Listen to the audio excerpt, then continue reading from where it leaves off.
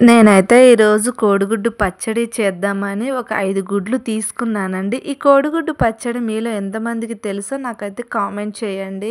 నేనైతే 5 గుడ్లు తీసుకున్నాను. వీటిని ఉడకబెట్టుకున్నాను. ముక్కలు ముక్కలుగా కట్ చేసుకోవాలి. లోపటి నీలమంతా తీసేయాలి. దీన్నైతే మనం చిన్న చిన్న ముక్కలుగా కట్ చేసుకోవాలి. ఎందుకంటే నేనైతే ఒక 5 తీసుకున్నాను. అంటే ఫస్ట్ టైం నేను చేయటం ఎలా వస్తదో ఏంటో అని జస్ట్ ఒక 5 తీసుకున్నాను. తేవటం 10 గుడ్లయితే తెచ్చారు. ఒకసారి ట్రై చేసినాక బావుంటే మళ్ళీ నెక్స్ట్ టైం చూడొచ్చు అన్నట్టు వీటితోటే చేశాను. నేనైతే ఇలా కట్ చేసుకున్నాను. వీటిలో అయితే కొంచెం కార్న్‌ఫ్లవర్, కొంత మైదా పిండి వేసి, కొంచెం సాల్ట్ వేసి బాగా మిక్సింగ్ చేశానండి.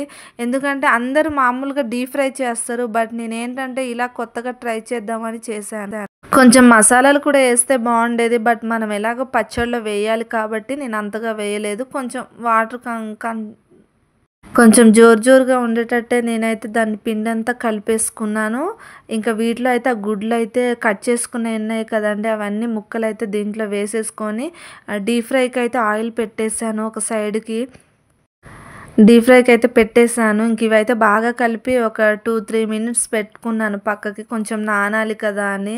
ఎందుకంటే ఆయిల్‌లో వేయంగానే కొంచెం ఎలా వస్తాయో ఏంటో అని టెన్షన్ వచ్చింది. కానీ పర్లేదు బానే వచ్చింది. ఎందుకంటే పచ్చడైతే నేనైతే ఫస్ట్ టైం చేస్తున్నాను. ఎట్లొస్తదో ఏంటో అని ఒక టెన్షన్ అయితుంది. కానీ మొత్తం తినేసారండి. మా వాళ్ళైతే సూపర్ ఉందన్నారు. కొంచెం నేను ఒక్కసారే ఈ కలిపిన ముక్కలన్నీ ఒక్కసారి ఏయకపోతే బావుండేది.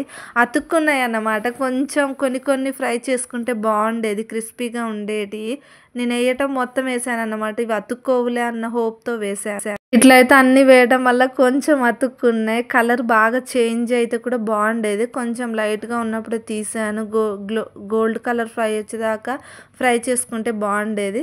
కానీ పర్లేదు టేస్ట్ అయితే బావుంది. ఇట్లా అతుక్కున్నాయన్నమాట. ఎట్లుంటదో ఏంటో అనుకున్నాను. తర్వాత విడదీశాను. కొంచెం చల్లగా అయినంక ఏ ముక్కకు ఆ ముక్క తీసి పెట్టేసాను. ఇందులో అన్నీ అయితే బాగా పర్ఫెక్ట్‌గా కలిసింది.